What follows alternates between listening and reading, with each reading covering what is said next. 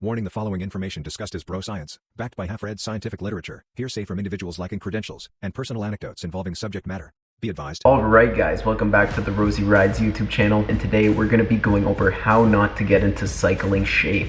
I feel like I have great experience in not getting into cycling shape, as I blew absolutely 4 months of my life doing meaningless training that did not translate to cycling fitness whatsoever. So I want to share this with you so you guys don't do the same. To begin, we got to start with addressing what is cycling fitness, how is it measured, and how this translates to performance. So beginning first, cycling fitness is based off FTP, which is then used to calculate your watts per kilogram. So how much power you're able to put out based off your body weight is the ultimate telltale factor for cycling fitness.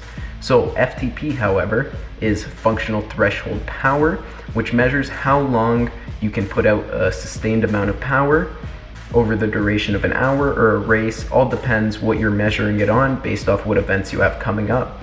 So this power number, FTP, is then used to be divided by your body weight. So the equation would be watts per kilogram, and then you divide your watts by your body weight, and that's how you get your watts per kilogram. And that is the basis for what cycling fitness is. For example, world-class riders are riding about 6+ watts per kilogram, so they're able to put a mass amount of power, 6 watts per kilogram of body weight. And then someone who's just starting their cycling journey, or who doesn't quite do cycling as their full-time job, is going to be putting out watts just around 2 and above. So in and around there will be someone who's either untrained or not quite a world-class athlete.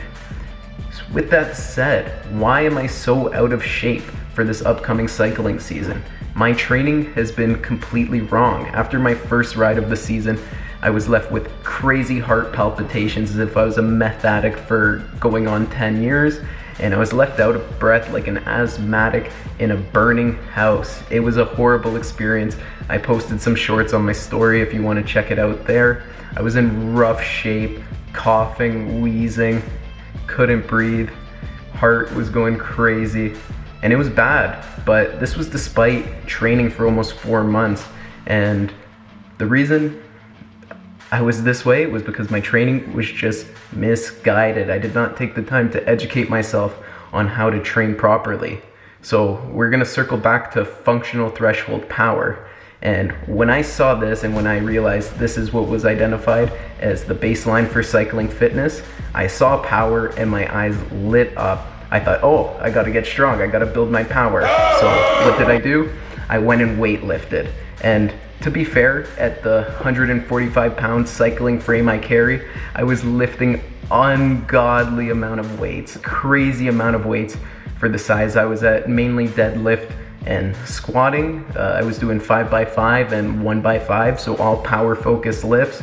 I was doing this probably every day, alternating between squat and deadlift for the 1x days, and then squatting and deadlifting on the 5x5 days.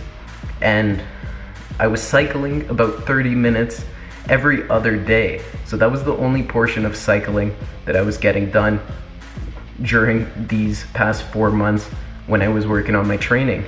The reality is, however, weightlifting is not for cyclists, at least in the quantity that I was doing it in. So weightlifting is an anaerobic workout, and that does not require oxygen to be converted into energy. Whereas cycling itself is an aerobic workout and requires oxygen to be converted into energy for your muscles.